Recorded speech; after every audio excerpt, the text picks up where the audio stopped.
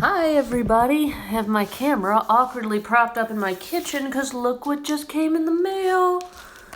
I have a brand new distaff. Remember that video I did where I had gotten the ancient Roman style distaff replicas from my Spinners Guild, and then y'all were all like, where do I find a distaff? So then I set about trying to locate a distaff that I wanted to be able to post a link on that video saying, you should go up here and buy this one, it's really cool. Well, that's really hard to find. I even talked to a local carpenter here, like around Knoxville, because I was going to try to get a wooden one made, and he wanted to charge like $100 to make one of them, and I was like, yeah, no, that's way too expensive.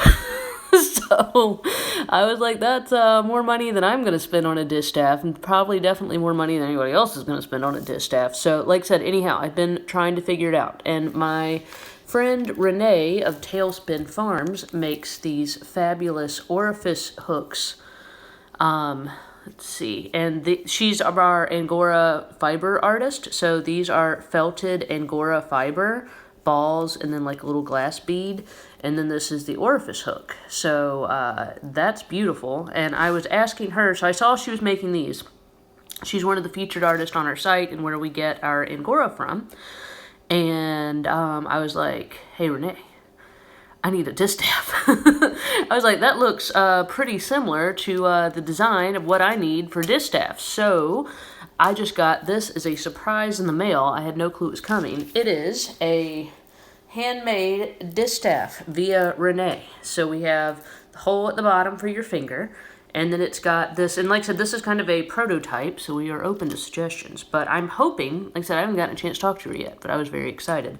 I'm hoping that she will start selling these because I love this one. And so hopefully I will then be able to post a link to Renee's site with these, and then we can be like, you can show that's where you should go get distaff. So I'm hoping this will solve my distaff issue. So you got the hole for your finger, and then this part is the spiral that kind of helps hold on to the fiber, but I also like it because it's bendable enough that, like, if you wanted a lot of fiber, here, let me back up, you could make it tall, or if you wanted to make it shorter, you can, you know, I mean, you wouldn't want to do this like crazy, but you can kind of, you know, change out the height on it. So I thought that was a cool feature. And then it has a decorative felted angora hand-dyed ball with a bead. So it's like if Dr. Seuss and an angora rabbit made a distaff, this would be it.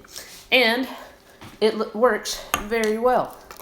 So I got my fiber, and then like I said, the coils, it might look a little like what's up with all those coils, but they work really good. You don't want to put the fiber, like jam them down in there, because, and I always like to hear, Distaff 101.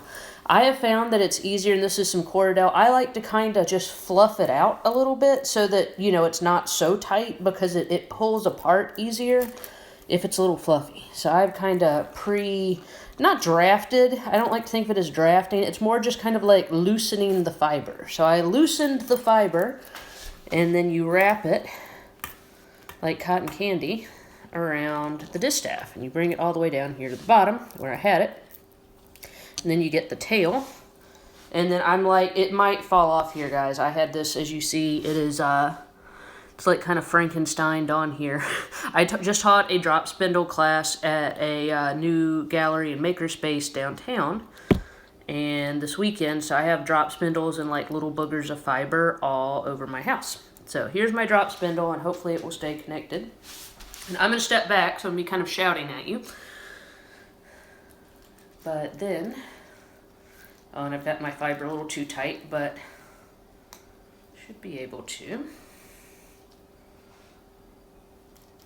And then the idea with the distaff is that it keeps, and I've got too much light here, it keeps your arm, you can see my arm, is at a more comfortable angle. All this light, it's like 4:30 in the afternoon here, so the light is like going down behind my house. But then you would take it and wrap it up.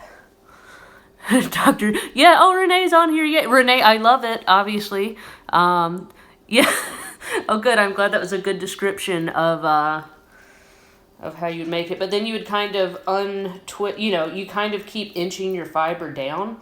And I kind of go back and forth on whether or not I like my pinky in the hole. That's the traditional design, but I am not always the most traditional of people.